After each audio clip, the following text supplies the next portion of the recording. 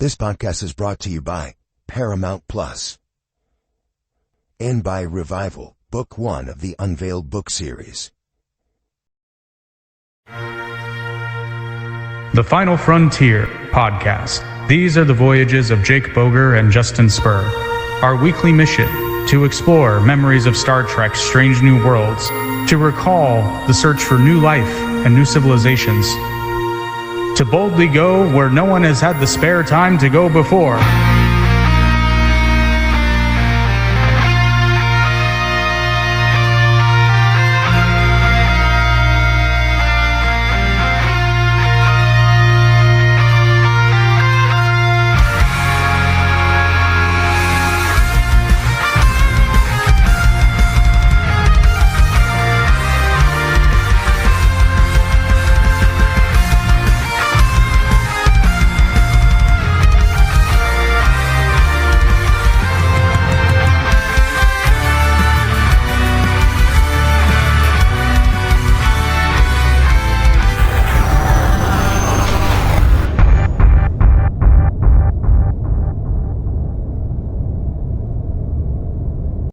Welcome, everyone, to the Final Frontier podcast. We're going over one of the most beloved Star Trek episodes ever. It's rad. It's considered a number one by many people. Not number one on the total list, but many people regard this as number one, and for good reason. It's a really good episode.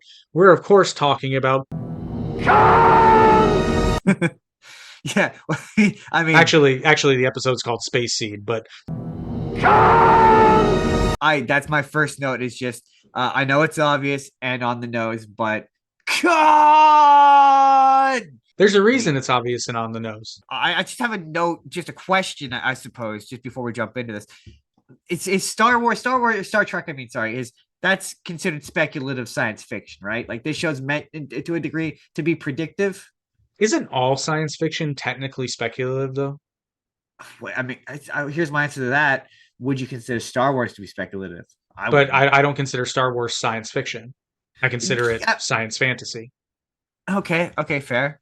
I can't think of I can't cite a specific example off the top of my head. I would agree with you, but I'm sure someone's gonna tell me we're wrong. Well, I mean, Blade Runner.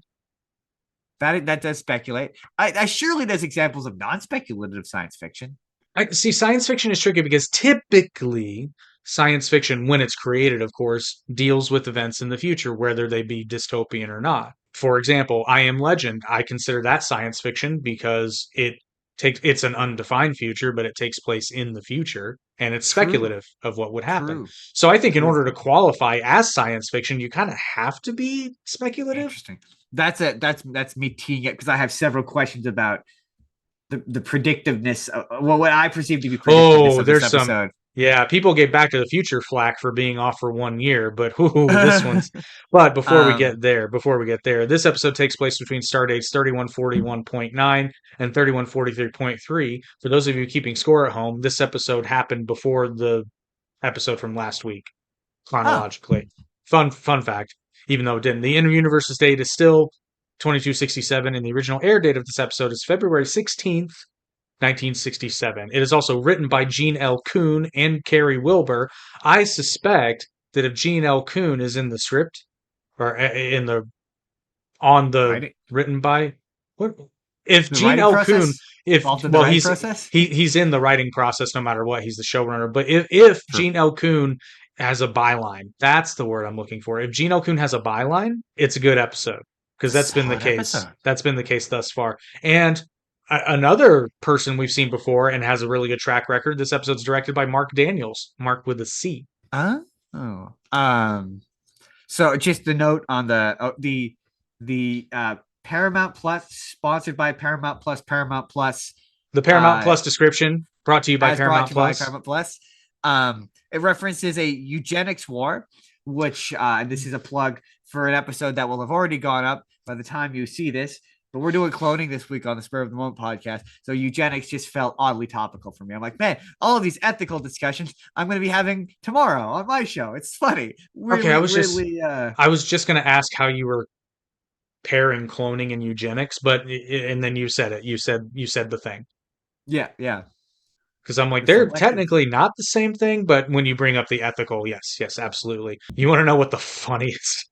This is the funniest thing ever. This is the only Star Trek original series episode to feature the word space in its title. Really? Yep. Really? I looked. Now, what I don't know, because the note Huh. I said Star Trek, I assume they mean the original series because I cannot believe Yeah, that I out know. of Over like however all, many decades. yeah, but I looked. This is the only, at the very least of the original series, 3 seasons, this is the only episode to have space in the title. We've already done it Huh. like 4 times. I mean, yeah. I mean, it's just.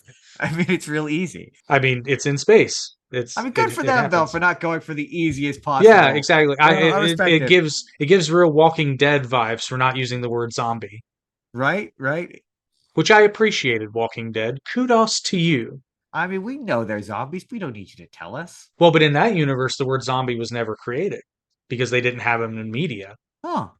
Which it would, I've only yeah. watched the first episode of The Walking Dead, so Oh, it's a banger, dude. You only watched the first episode. You weren't immediately hooked. I don't like zombie stuff generally. I don't either.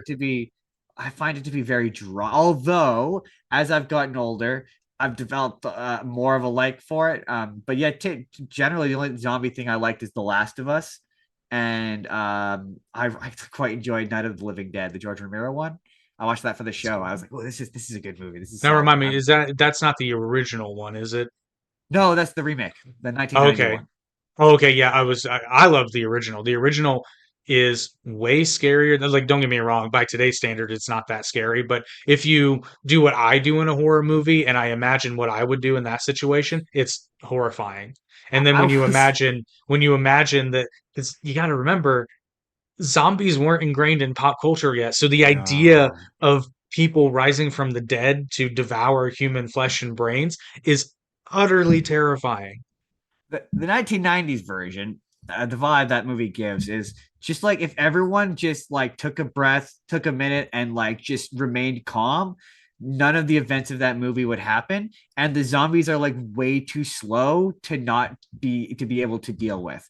It's individually. Like when there's like a lot of them all at once, then I get it. But like at the beginning of the movie, she's just like screaming incoherently. And I'm like, look, if you just stayed calm and like just pushed it out of the way, you'd be fine. I mean, yeah, that's yeah, but I will say as somebody who doesn't like zombie stuff generally speaking, I really enjoyed at least the first few seasons of The Walking Dead. I think My I was in season 5 when I got to a point where I was just really, really busy and chose to devote my time. And it was a choice. It was a choice. I chose to devote my time to other things rather than television at that time. So I'm not saying that it's not like I stopped watching because it was boring. I reprioritized my my schedule. my friends insisted I watch the first episode. It did absolutely nothing for me. And I was like, this is really dry and it's really dull. And I wasn't really into hard character driven drama at that point. I needed my stuff to be a bit snappier and more fast paced. And So it was just you so haven't slow. so you're either not into or haven't seen Mad Men. I think we talked about that. No. It's yeah. And the thing with television is unfortunately with doing this, I've only got so many hours in the week. I So know television is a hard thing to commit to. my biggest problem, honestly, well, not my biggest problem. My biggest problem in terms of watching stuff is fitting in enough time to watch wrestling for my wrestling podcast. Oh, that's fair. Yeah, with wrestling, it's time with wrestling. Yeah, getting the So movies in long. is time Yeah. consuming enough. It's like it's easy to like when the movie's like I wanted to do dances with wolves, but it was like that's a 3 hour movie. I don't have See, time. that's frustrating because it's so good, but it's so long. It's so long. Yeah, I It's really liked so it. long. I chose to do Goodfellas instead. I regret nothing. Oh, I would regret that. But anyway, our story begins with the intrepid crew of the Enterprise finding a mysterious ship adrift in space. Spock identifies the ship as the SS Botany Bay, but there is no record of the ship ever existing. The ship is identified as an old style dating back to the 1990s. And I've seen this episode many times before, and I still laughed out loud when I thought we had spaceships I in know. the night. I went in the 1990s. That's a bold prediction, and then I couldn't help. Well, you know Say, what? You know what? I'm going to be honest. It's not that bold of a prediction because, and I believe this. I believe it was Dr. Tyson, Neil deGrasse Tyson, who said that had we kept funding NASA at the same rate that we were during the space Oh, fair race, enough. Fair adjusting enough. for inflation, he's like, I'm not saying we'd be traveling to planets, but we'd certainly be a lot further along. And keep in mind one thing, we put a space station into orbit in the 1990s, if I'm not True. mistaken. That is a fair So point. it's wrong, but it's not that wrong. Um, It's I it's kind of it's not as close. wrong as you think. It's Yeah, yeah. It's not um, it's not Back to the Future being only 1 year off wrong with the Cubs winning the World Series, but we also don't have, well, actually, you know what? I take that back. We do have augmented reality now. It we was a do, little bit late, but a we little bit do. later, but yes, yes, we do. And it looks better than Jaws 13. This time it's really, really personal.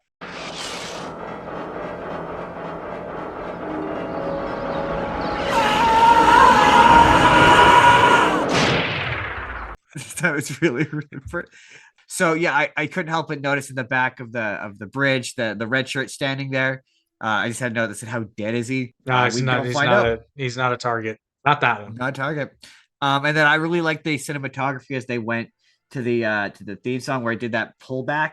Like that's Mhm. really cool. I was like, I really like that. Always giving the show credit when it takes takes a chance. And then just yeah, concerns about eugenics felt like a very 1960s concern. That's a note that comes back a few times.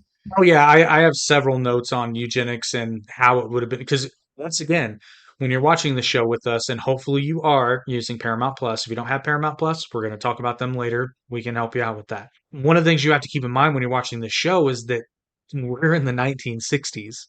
That we keep going Is back to it, but it's so true. it's a while ago, but the show is so good at what it does, honestly, that a lot of times I have to remind myself of that fact, which is weird because the show looks very 1960s, but I still have to remind myself periodically that, oh yeah, we're in the Right. middle of the civil rights movement, man.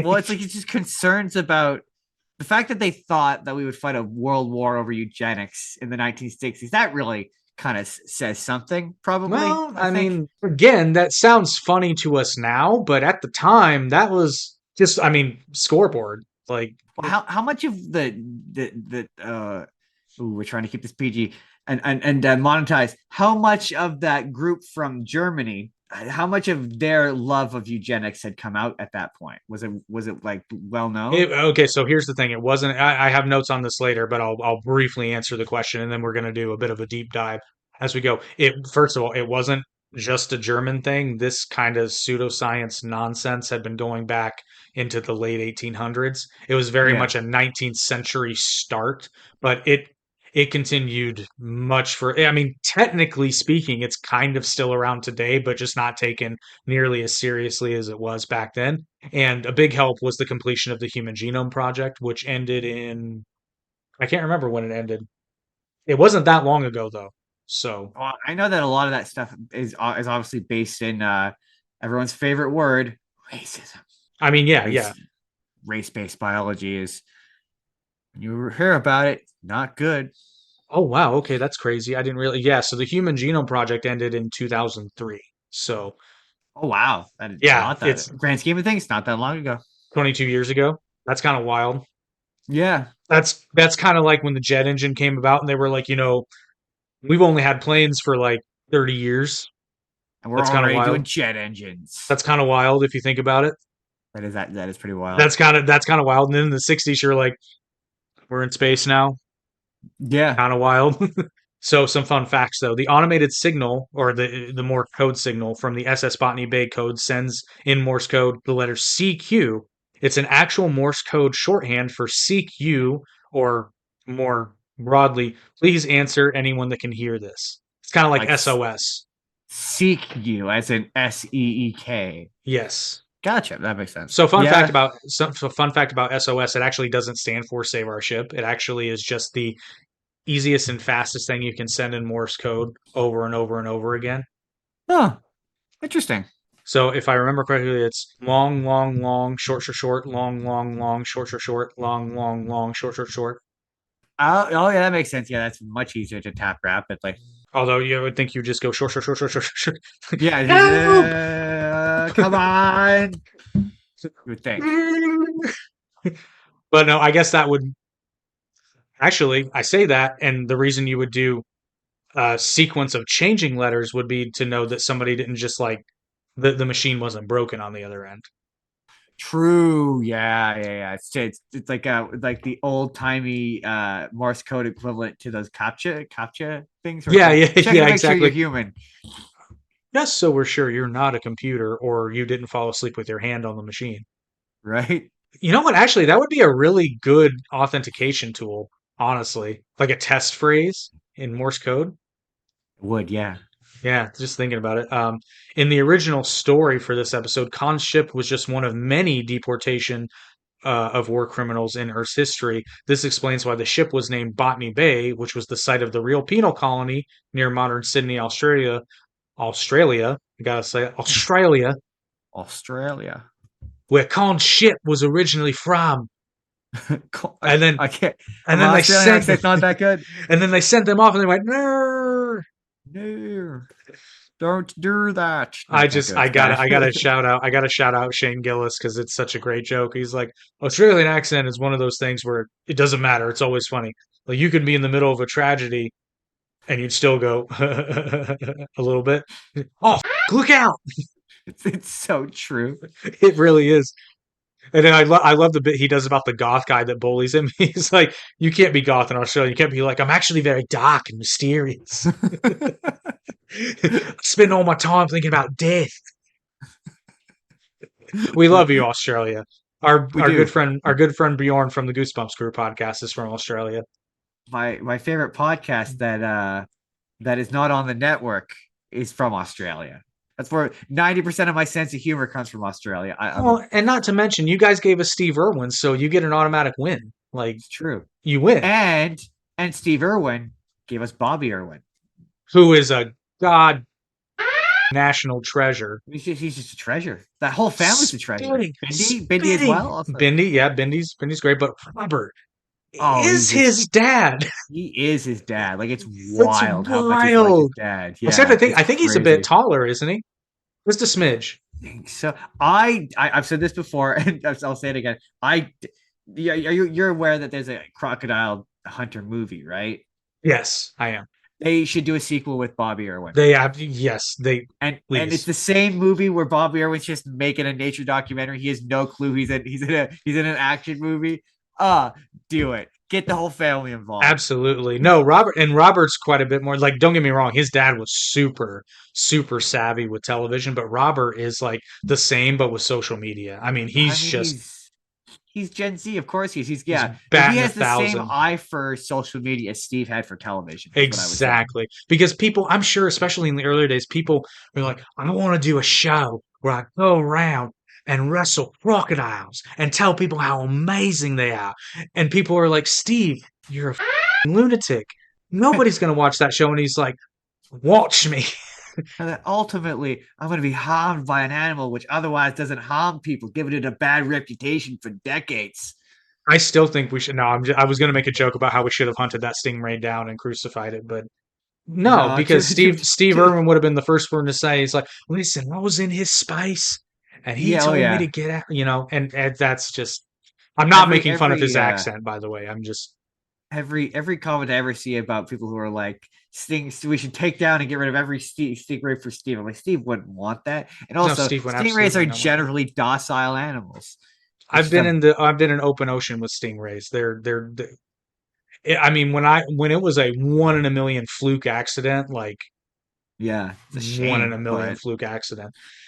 But enough about that. That's another podcast.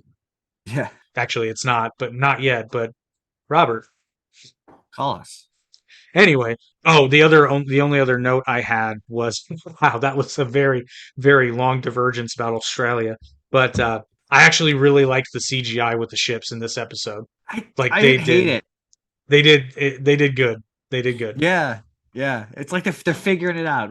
We're midway through season one. We're starting to figure out the CGI replacements, making them look less awkward. Yeah, we're getting it. But the landing party, or a landing party, consisting of Captain Kirk, Dr. McCoy, Chief Engineer Montgomery Scott, and historian Lieutenant Marla MacGyvers, beams aboard the derelict. First of all, this is an appropriate landing party. Right? Right. I was like, I don't have any issues with this. Everyone on this landing party should, in fact, be there for obvious reasons. Right? Bravo, Captain Kirk. You finally He's got it, learning. man. You did He's it. learning. That being said, I will not tolerate the slander of a historian nor their profession, sir. I mean, that is fair. I mean, In fact, if you'd involved Lieutenant MacGyver's a few more times on your missions, which, and again, I know why they didn't, and the actual, like, the real world reason is because they needed a historian for this story to make sense, but yeah. I don't know, a planet where you go to a place that looks suspiciously like 19th century Earth, a historian probably would have been valuable. I I cannot Just argue saying. that would be the case. Just Yeah. just saying, just saying. But they act like she has nothing to do on the ship, and I'm like, no.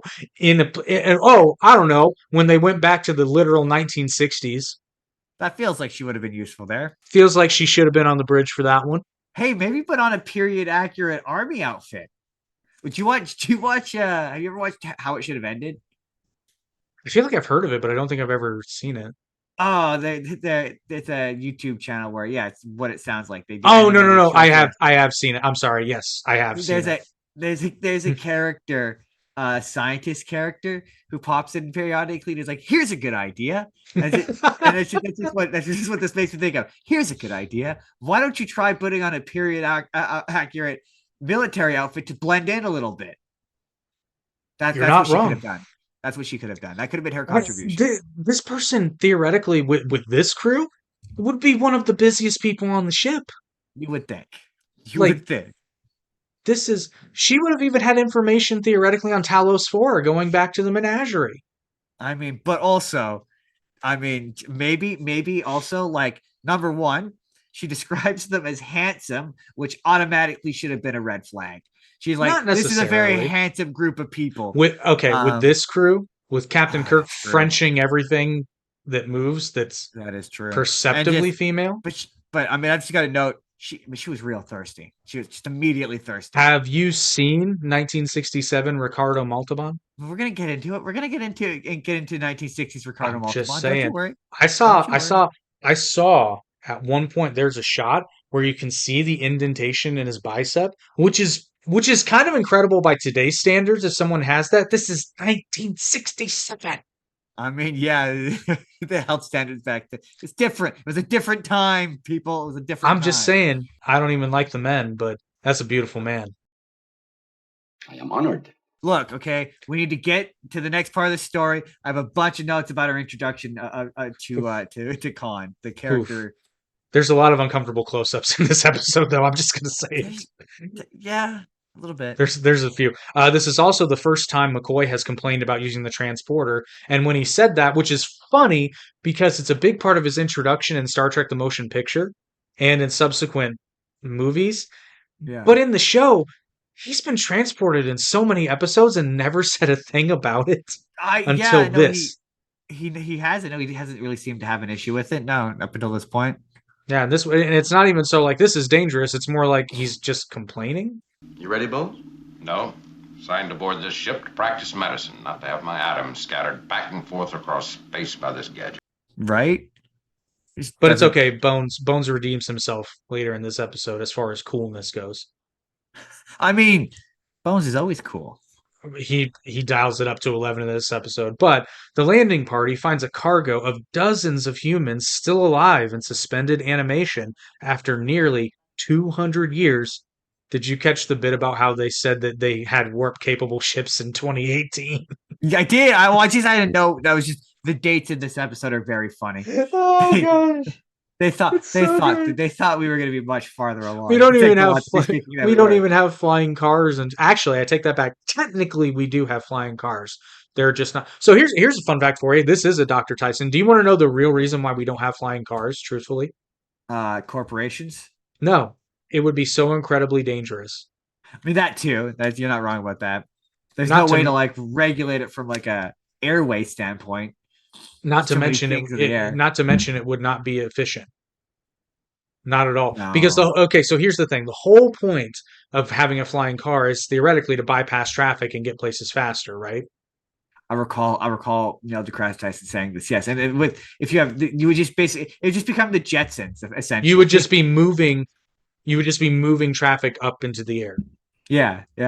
So it would be Isn't it would be that the a running same. bit on the Jetsons where you get George I is think stuck so. in air traffic all the time? I think so. And then, yes, it is. And then they kind of reference it in Back to the Future Part 2 as well. Yeah. So it's like, yeah, that's the real reason is because That's why everyone travels in tubes. That was a Tenacious D reference. And a Futurama reference because they travel in tubes. it's more of a Futurama reference, isn't it?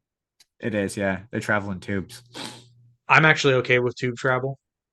I think I'm perfectly fine with it. I Why are we not prefer finding the tube travel? I'd prefer the transporter so long as it didn't kill this version of me and just make an exact copy of me. But I'm not looking to do the fly version of teleportation where it kills you and then creates a new version of you. I'm not down with that. yeah, well, okay, that gets into a whole other thing. I just find it very, very funny that they thought we would have warp capable ships in 2018. Yes, I did too. That's funny, but it's also 50 some odd years from anytime when this you watch episode it, aired. I was gonna say, anytime you watch something that takes place in the future, where it's already past, yeah, it's like we didn't quite get where they thought we were gonna get. That's one of the things that I love about watching Star Trek Enterprise because not because it takes place in the past, but the technology in that show is a lot closer to technology of the day, like LCD monitors, for example, Right? on a Star, Almost which got there. they get it wrong too because we're way past LCD monitors, but Right? it was the technology of the day, so it was logical to assume that I mean flat screen, fair enough. Yeah. That's a thing that you mean, think would continue. like in the alien movies with their like weird analog 1980s everything is analog. This is what they thought the future was going to be like. Yeah. Lieutenant MacGyver's identifies the group's leader, who begins to revive and is taken back to the Enterprise for medical examination. Well, everybody, it's that time of the podcast where we have to pay the bills. But luckily, this sponsor is a very, very, very good friend of ours now. We're, of course, talking about our favorite streaming service, Paramount Plus. And it's our favorite streaming service because we can watch every single episode of Star Trek ever made, every single movie of Star Trek ever made, and Star Trek adjacent stuff like Galaxy Quest and other sci-fi favorites, all on Paramount Plus. Love it. I mean, this show would not be possible without Paramount Plus. I mean, it actually no, it wouldn't because I don't know. You could buy the DVDs, I suppose, but why would you do that when you can pay the low price that Paramount Plus charges and to have access to its entire video library of everything they've ever made? It's kind of wild to not do so. And in addition to all the Star Trek goodness, you also get a lot of the latest movies, including one that I'll be enjoying this weekend because I missed it in the theater. Gladiator 2 is available on Paramount Plus. So you need to use our link down in the description and subscribe today and get your 7 days free of Paramount Plus by using our link below. I mean, I also wanted to watch Gladiator 2, and now I can using the link in the description to use Paramount Plus. I Wow. can watch it on Paramount Plus. Wow. It sure is a good thing that we're here to tell people about Paramount Plus and being able to watch these new movies and TV shows for Paramount Plus. Exactly, by It's like using the link in the description below. It's like a symbiosis. You help keep the lights on in the Enterprise, It's like a as symbiosis. well as you gain access to all sorts of great content. Subscribe to Paramount Plus right now. We finish the video first. Well, no, I was going to say not right now, but so here's what you do. You finish this episode, then you jump in your starship and you slingshot around the sun to go back in time, and then you subscribe to Paramount Plus, and then you can watch Space Seed before you watch this episode, but you'll have already watched this episode because when you travel into the past becomes your future, and the future is no longer your past, except for the new future that's relative to you because relativity sucks and is confusing. But so you can watch Space Seed, then watch this episode, and you'll know even more about Space Seed than you did the first time you watched this episode, except it technically would be the first time you watched this episode because it happened in the past, not the future. And now you have an idea of how Star Trek does time travel. And oh no, I've gone cross-eyed. Anyway, enjoy the rest of the show and enjoy your new Paramount Plus subscription. Captain Kirk orders the Botany Bay taken in tow by tractor beam while the Enterprise is en route to Starbase 12. In sickbay, the group's leader awakens and introduces himself simply as Khan. Okay, when she was noticing him, examining him, initially it seemed like maybe they were mixing up their Indians because he looked to be Native American Oh, Indian. you have no idea how funny it is that you just said that, but everybody has to wait till the end. But she describes him as being Sikh. As my note, just she describes him as being Sikh, but he looks like he's First Nations, but it's also the 1960s. And it just there's two things that became apparent as we get into his background. We'll get into it. But just man, Benedict Cumberbatch was just like the worst guy to He play was the him. worst Khan. They picked the whitest guy to play Khan in the movie. So, but here's the whitest guy. Their defense of Into Darkness, which I do not agree with, so don't hate me in the comments. I'm with you. You know who you are. I'm with you. Their justification was that since the past change, then Khan wasn't the same. It's a different Khan, which doesn't make any sense because in that universe, it's my understanding that he's not Khan Noonien Singh, but Khan is an Asian name, like from the continent of Asia. Yeah, well, it's a very. I mean, we'll get into it, but it's a very like the way, especially the way he pronounces it. It's a very Indian name. Well, this Khan is Indian of the subcontinent. Yeah. So the character is Indian.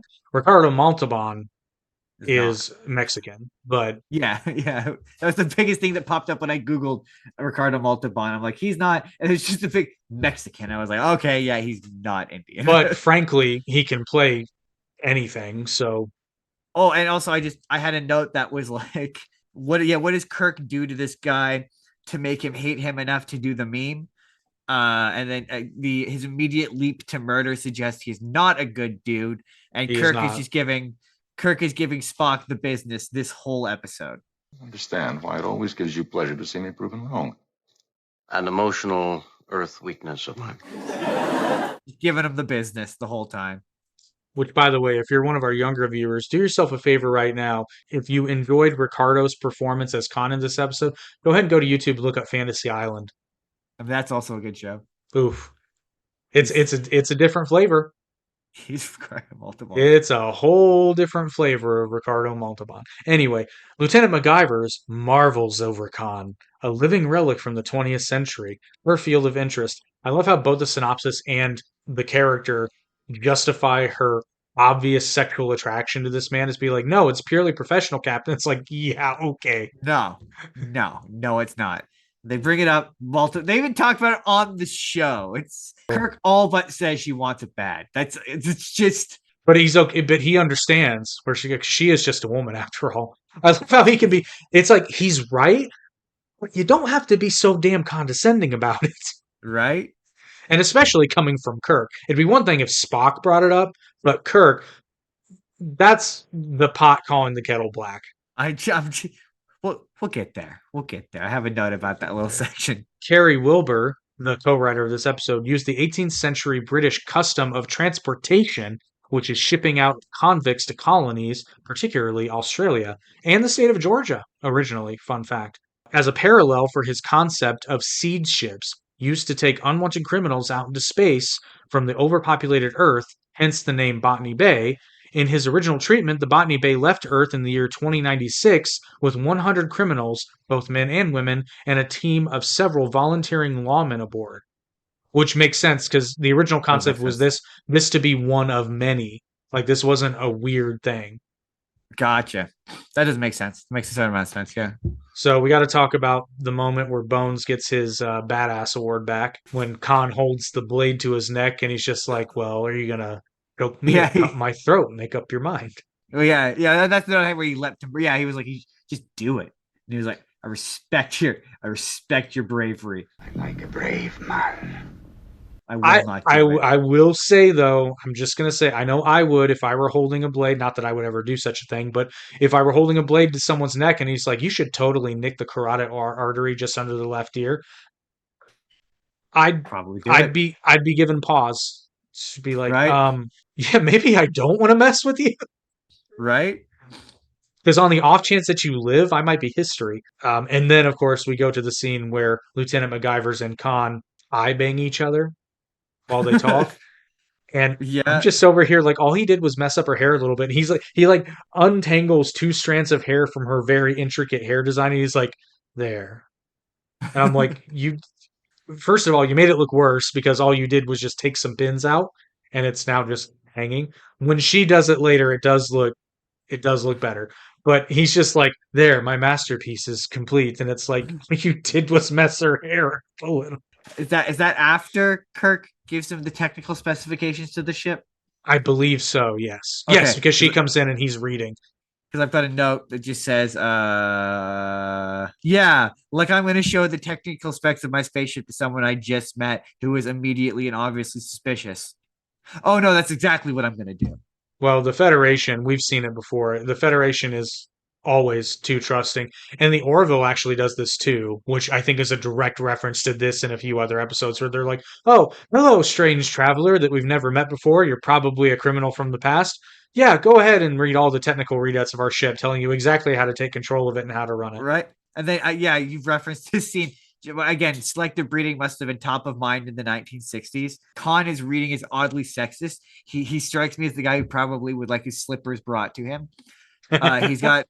He's got very 1950s attitudes towards women. As we continue with the story, First Officer Spock discovers that their guest is actually Khan Noonien Singh, who, along with his people, are products of selected breeding designed to create perfect humans. The genetic superhumans instead became tyrants and conquered more than a third of the planet during the eugenics wars of the 1990s, which I'm going to go on a deep dive of the eugenics wars real quick. And then there's so much to talk about in this episode.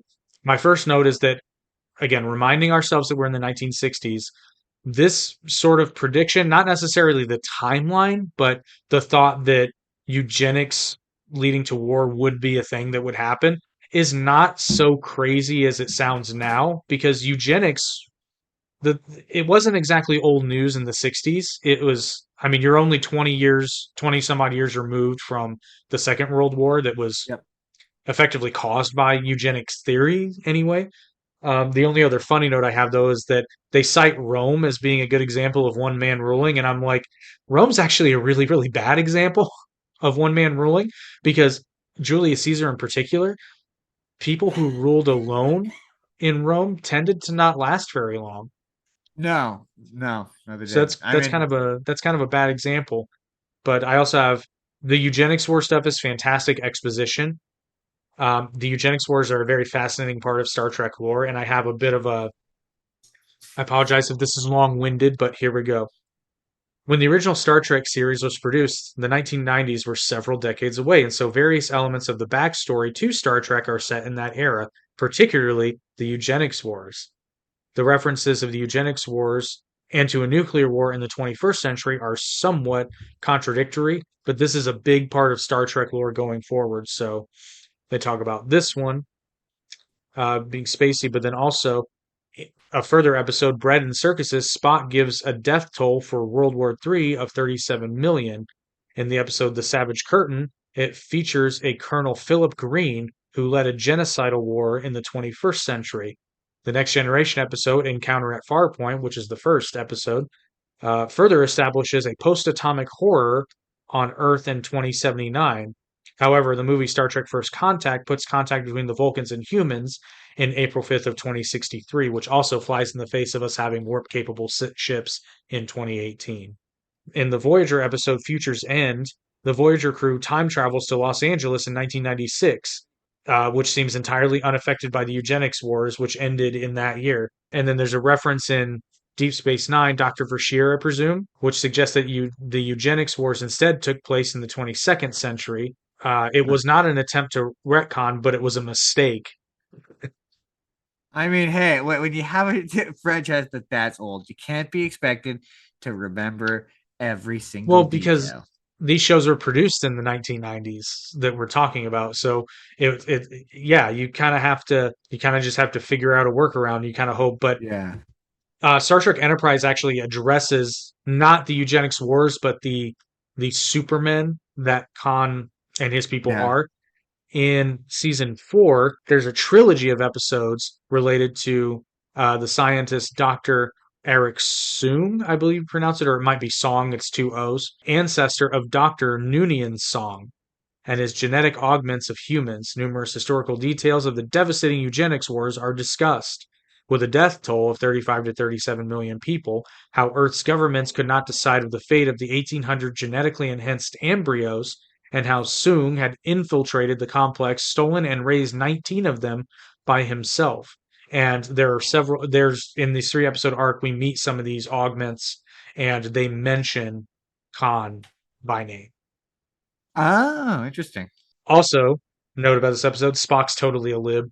Like Yeah. there's a conversation where Scotty, McCoy, Kirk, and Spock are kind of discussing, and all the humans are kind of like, he really did. It wasn't that bad. Like, I mean, Oh he yeah, I did have a note have, about that. They're saying that of the bad guys, he was the least bad guy. which I mean, considering that he won, I find that probably demonstrably untrue because, Probably, yeah. I mean, yeah, but it is. I tend to agree with Spock.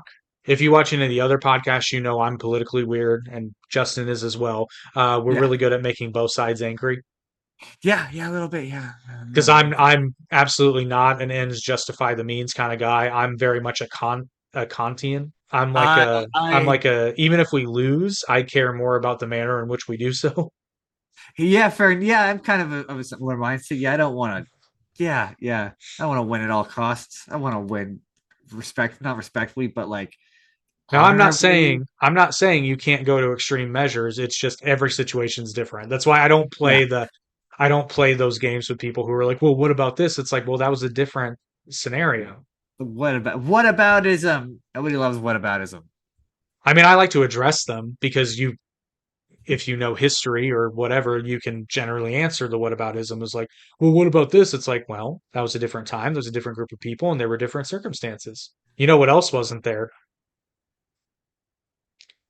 Scotty's ceremonial tartan. And for the Scots in the audience, if I'm mispronouncing that, I apologize. This They're is referring to actually its kilt. it's the whole ensemble though. It's not just the kilt. Gotcha. I learned that today because I thought, is tartan a kilt? And sure, yes, it's the whole ensemble though. This is actually the only episode where Scotty wears his dress uniform without it. Every other time he wears his dress uniform, he's wearing the tartan. Huh. And actually, if there Interesting. is somebody from Scotland in the audience of this episode, can you let me know if I'm pronouncing that right? Just say yes or no. I don't try to walk me through how to pronounce it because I don't want to put that on you. But like, is it tartan? Because like, if I put on my Scottish accent, it should be tartan, right? Tartan, Tartan. tartan. Oh, Yeah, my tartan. it The kicked him Potomac right. tartan. Oh, I'm not good at Scottish accents. Ooh, ooh. Oh, it kicked him right in the tartan. Anyway, Boot in a boot. that's a Boot in different a boot. accent, eh? That is it. That is. Which actually you'll appreciate this. This is complete. This is complete accident. It was just in the drawer. But when I wear this uniform, I have to wear. Don't worry, I'm not taking my shirt off. I have to wear a black shirt underneath it just in case it shows through. So Ah, bring your A and dice. Nice. Yeah, it'd be happy cold in accident. Canada right now, let me tell you. It'd be cold in America right now, dude. Oh, yeah, be It cold. was 2 degrees Fahrenheit when I went outside this morning. Ooh, we're in negative temperatures in Celsius, I believe. That doesn't mean. We're Canada. It's always negative. Actually, it does. It means it's below freezing for both of us. Yeah, this morning I think it was -2. It's cold. It's cold. It's cold out there. I filmed this right by the heater, and I'm real glad they wore long sleeve shirts on the Enterprise. That's all I'm saying. I mean, you are in space, but Han is placed under guard in quarters. MacGyver's is sent to brief him on current events, which the first of many horrible ideas that Captain Kirk has in this episode.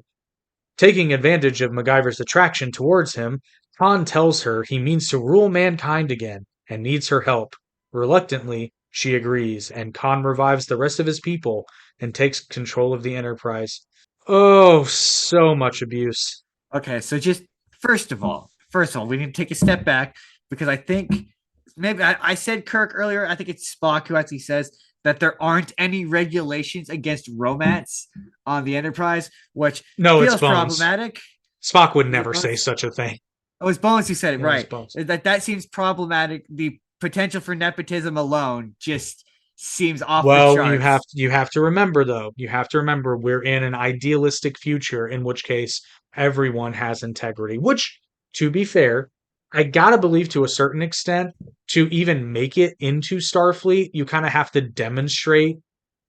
I don't know. We keep joking about Kirk in the botany lab, but like that feels unprofessional that the captain could just have a party in the botany lab. I'm just putting it out there. Okay, I guess here's kind of my take on office romance, as it were. Um, I don't think it's inherently bad if the people involved do not abuse it. I think the abuse is the Yeah, problem, not so much the relationship, because I've seen people be able to be completely professional at work. I've seen it. true. Um, I guess I'm thinking of the power dynamic between the captain and the ship's historian. Just seems off, I guess.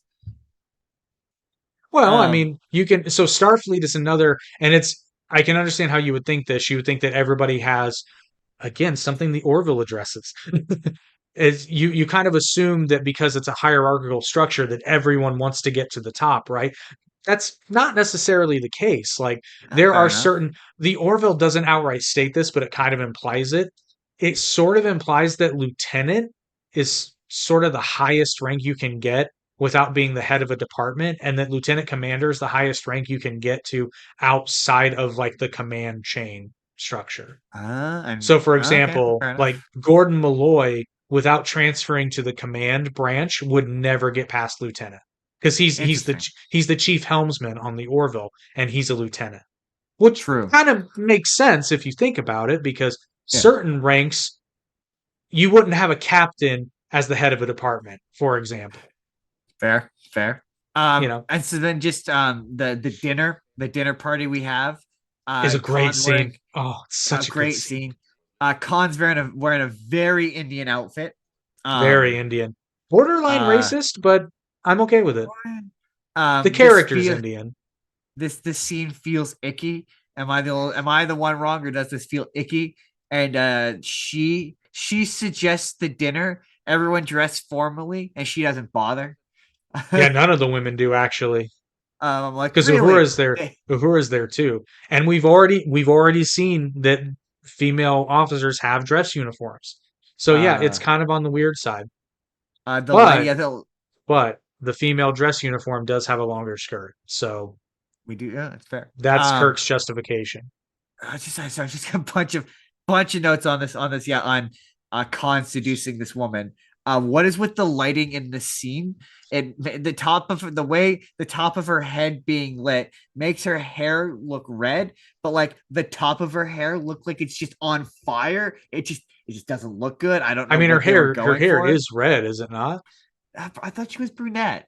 No, I think she's a redhead. Then it's making her hair look even more red. Well, yes, Yeah, because she's a flame with the passion and fire of love, The fires of love. Ricardo lust. Montalban is very charismatic, Oh, but this character is so gross. So just credit to his performance. like, Yeah, dude, just I almost joined his team, right. and I'm Yeah, not even there. her character is kind of awful, and this is the wrestling reference I mentioned earlier. She's not an established enough character for this heel turn to be effective. It just kind of comes across, or it reads like she's fallen for it because women are weak. But maybe I could be misreading that. No, I was just about to say, in her defense, this is the 1960s, and she's just a silly girl who can't help She's just a but silly follow her. woman. It's okay. So I'm not saying she has zero agency at all because she does make the choice. It's very clear that she makes. Khan requires her to make the choice because, as wrong as it is, he does understand that if she doesn't make that choice, that and he can't count on her anyway because she ends up Yeah, switching in the end. But he knows that for someone to actually follow your orders, they have to make a conscious choice to do so. yeah, So he understands that. So she makes the choice. So it is on her, even though the show kind of treats it as well. It's okay because he has a strong jawline and an accent. So I mean, I mean, she was helpless. the other note just ultimately about Khan is, yeah, just the fact that he's Indian really got lost over the years. I think that's a good thing, though. I'm gonna be honest, because the character transcends the ethnicity of what it is. Like that. Okay, so this character, maybe the name would actually. Fun fact: I wasn't going to include this, but this kind of proves my point.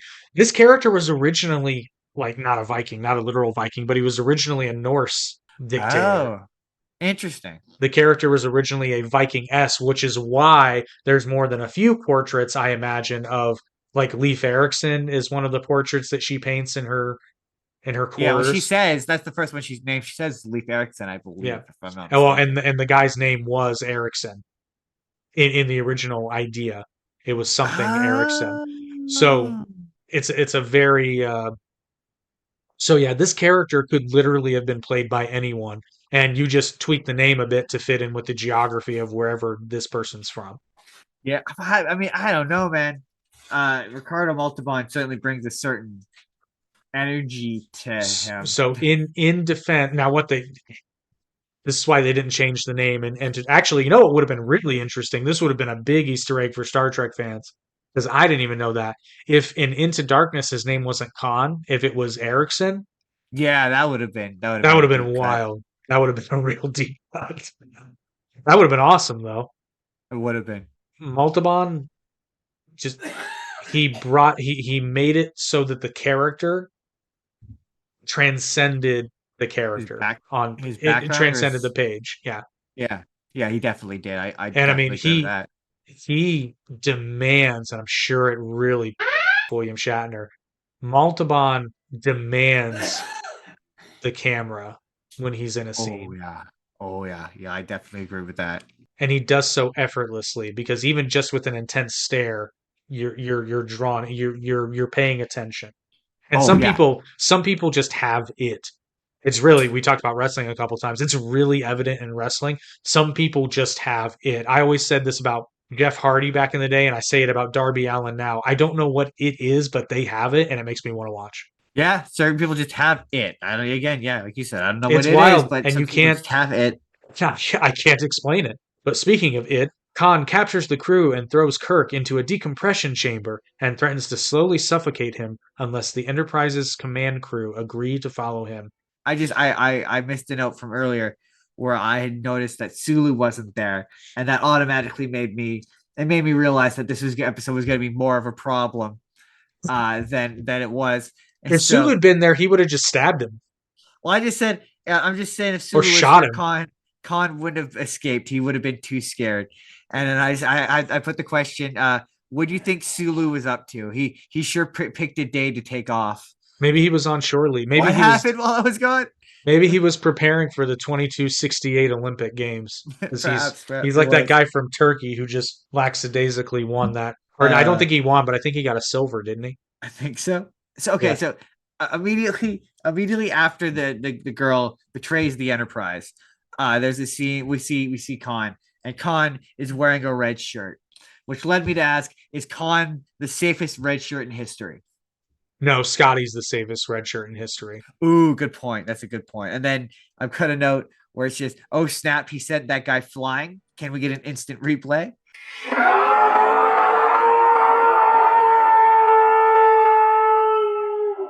Yeah, he did.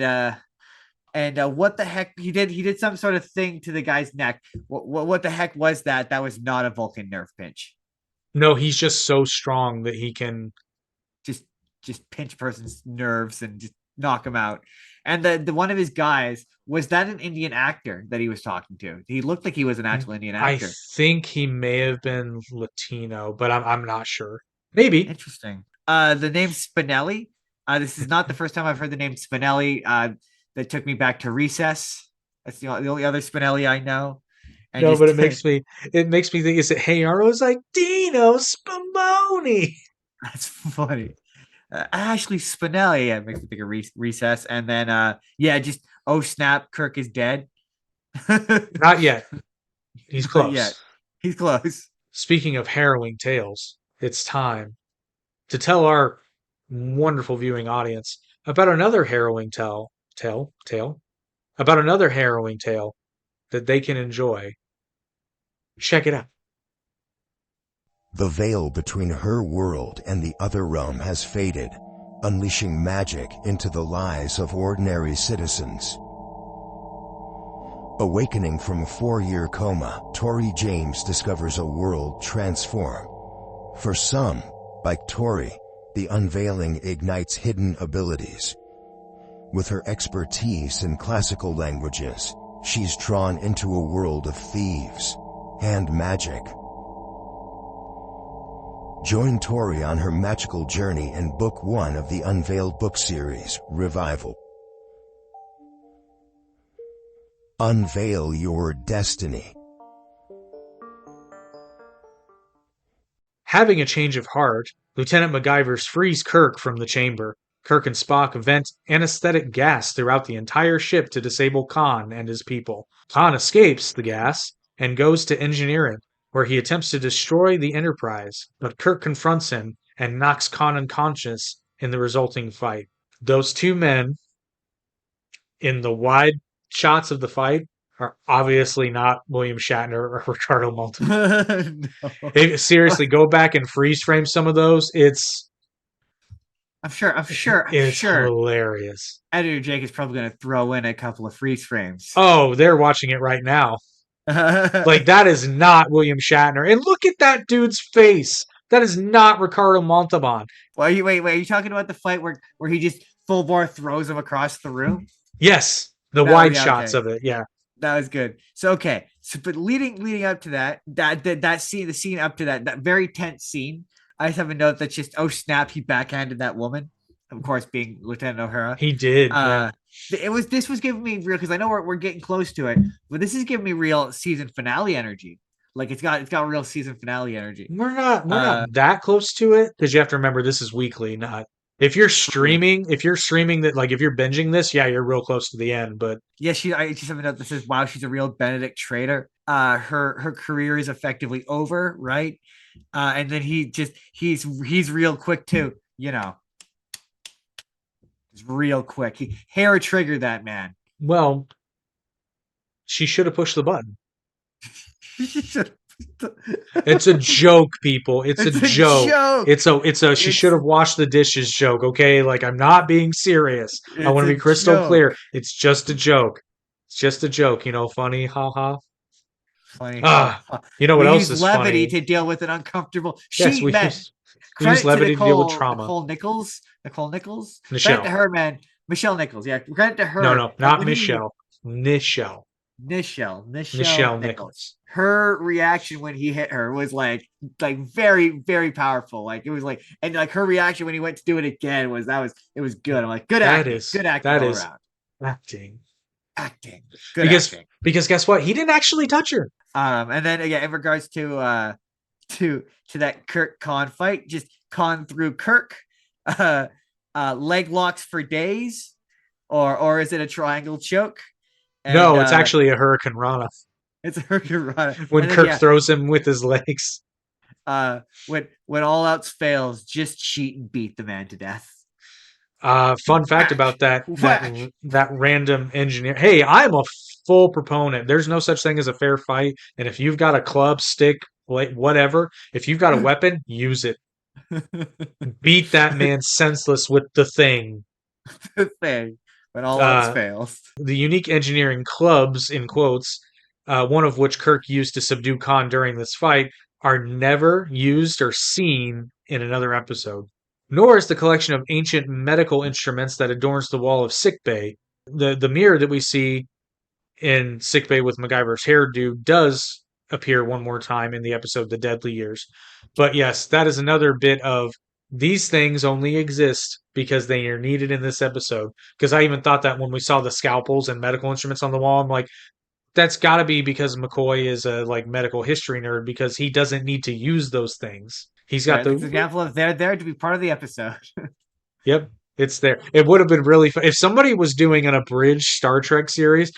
They would have had a moment where Bones is like, finally, my antique medical instruments are here. These will look fairly prominent on my wall. It would be very bad if someone ever saw this and said, I'm going to subdue the Doctor with this. That'll never happen. What are the odds of that happening? And then Captain Hindsight comes in at the end. Thanks, Captain Hindsight. Captain Kirk holds a hearing to decide the fate of Khan and his people.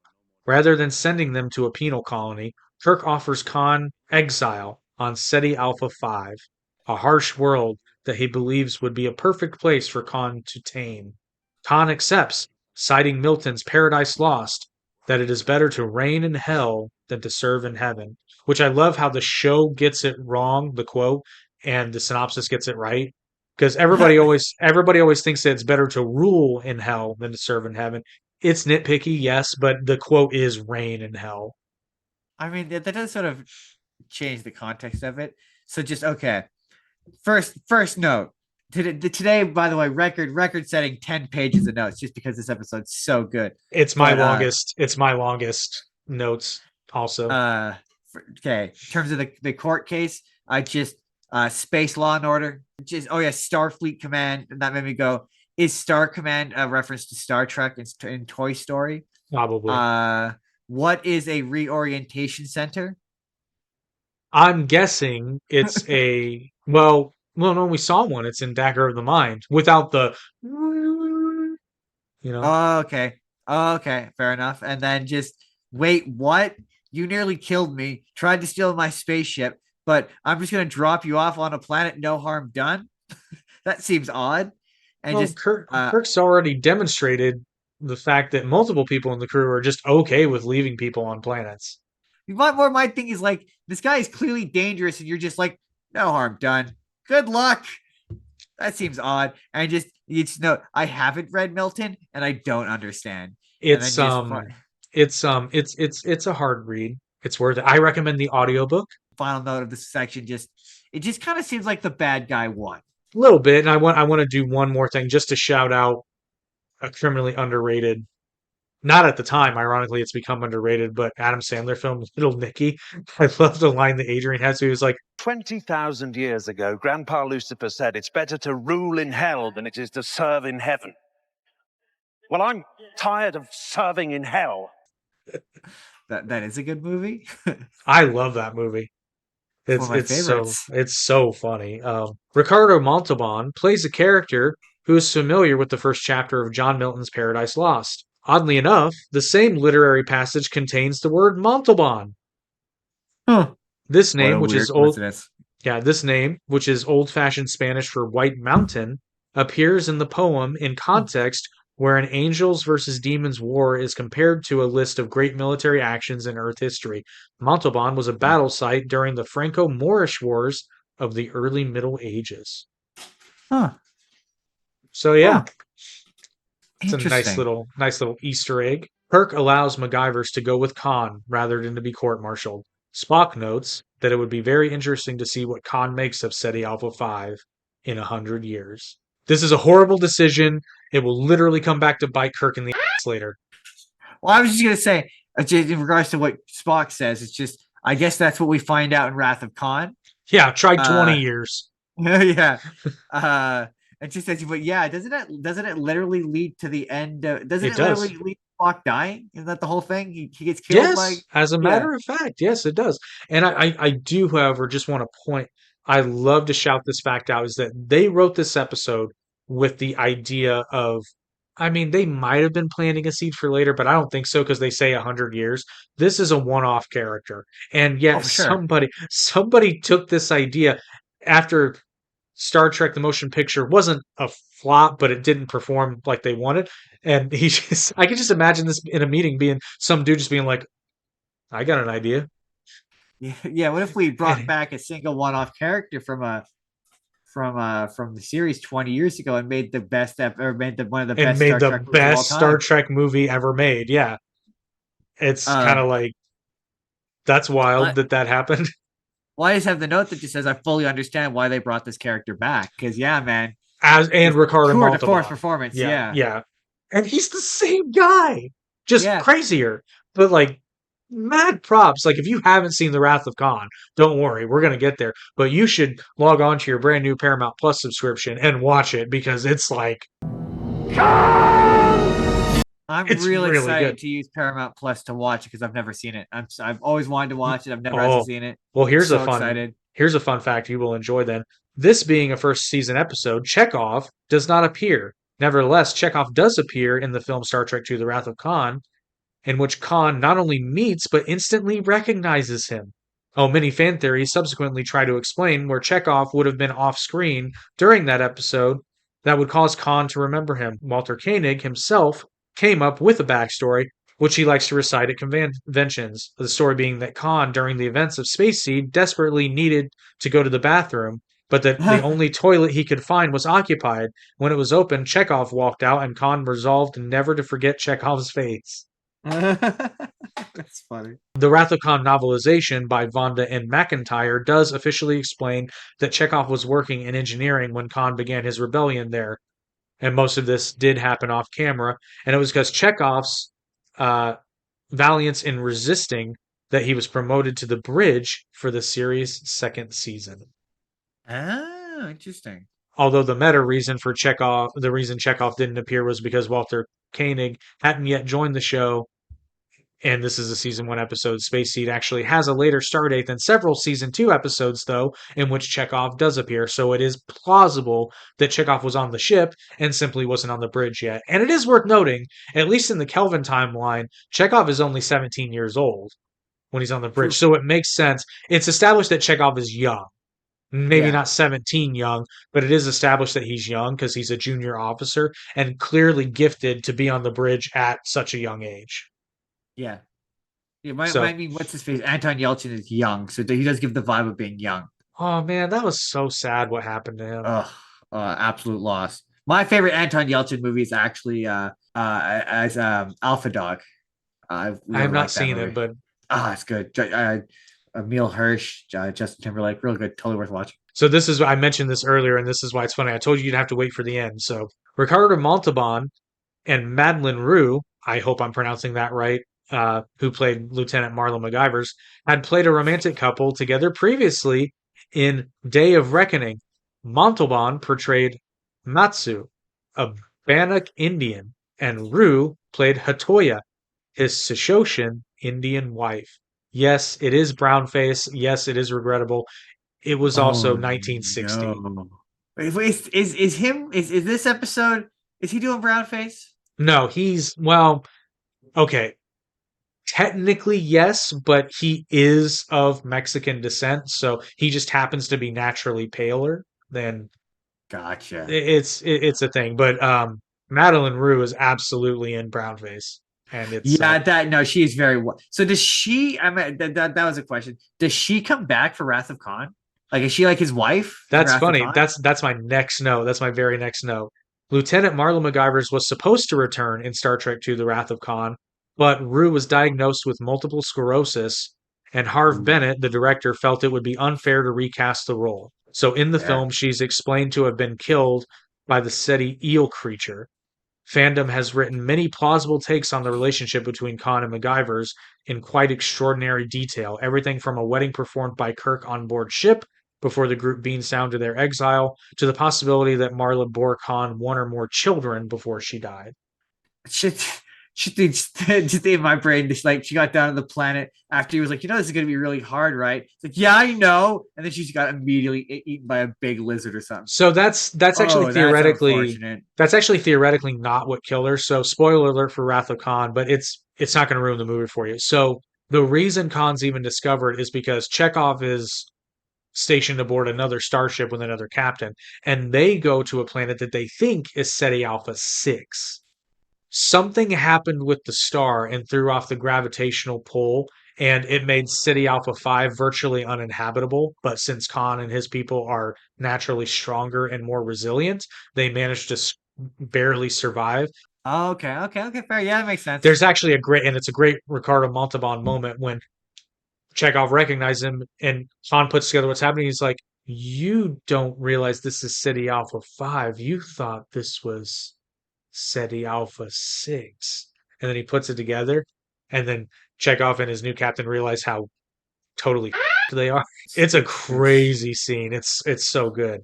Yeah. Just my final note and my list of notes is like, I'm excited for Wrath of Khan. I mean, I was already excited for it, but now I'm even more excited. Yeah, once you watch this episode, and you know that Wrath of Khan exists, you kind of just get pumped for it because you know something's coming back. I'm real glad that I've never watched it. So that way now I've seen this first, I'll appreciate it more than I would have originally. See, I didn't get to live that because I actually watched Wrath of Khan before I saw this episode. Yeah, well, I always figured that that's what would happen eventually. Like it's on my goal has always been to watch all the Star Trek movies. I just never have.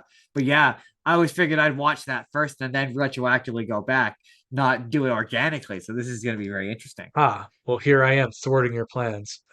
In the Following Star my Trek, plans? Are you? you know what? That's an internet reference. Some of you get it. In the Star Trek Next Generation episode, A Matter of Time, Jean-Luc Picard and his crew discuss the possibility that someone born in their lifetime might become the next Adolf Hitler or Khan Singh.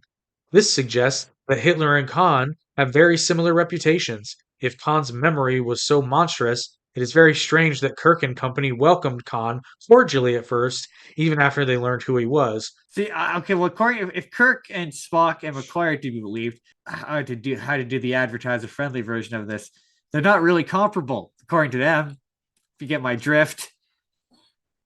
I mean, yeah, so based on what they say, I do get the impression that they're probably right in that assessment because I get the impression that Khan's motivation wasn't so much extermination as it was simple domination. Not good, but Yeah. Khan Like, doesn't seem them. He's the least bad.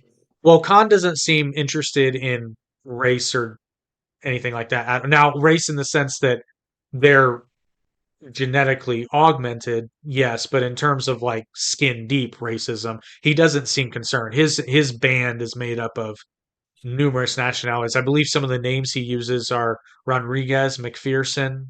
Like there's several. Remember, they say the not the section how the different kind. At one point, he's going through the manifesto and he says all the different races and nationalities that they are. There is definitely a wide selection.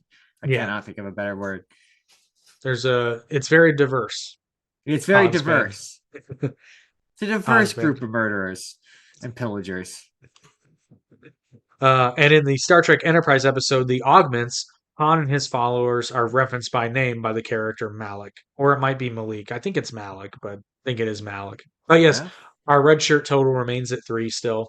I thought we might get one, but nobody actually dies in this episode. I figured Khan would at least get one of them. Disappointed in you, Khan. He was only trying to kill Kirk. And actually, he wasn't even trying to kill him. He was trying to force everyone else into being on his team. Give me your ship. He hasn't quite earned the Khan. I'm still not quite sure how we get there yet. I'm excited to find that I'm not going to tell you because it's justified. As much as people make fun of it, it is justified. Khan. Join us next week on the Final Frontier podcast when we take a look at the episode A Taste of Armageddon. As per tradition, Justin, would you like to take a stab at what will happen in next week's episode? I just automatically want to do a "That's What She Said" joke, but like Armageddon in this case being the name of a. It's not important. It's not important what the reference is to. I'm gonna guess that the Kirk and the Enterprise narrowly avoid a galactic apocalypse from a energy being that is manifested as a massive explosion. No. Join us next week when we look at the episode A Taste of Armageddon. Remember, kids, watch your television by using Paramount Plus and watch long and prosper. Watch long and subscribe to Paramount Plus. Link in the description.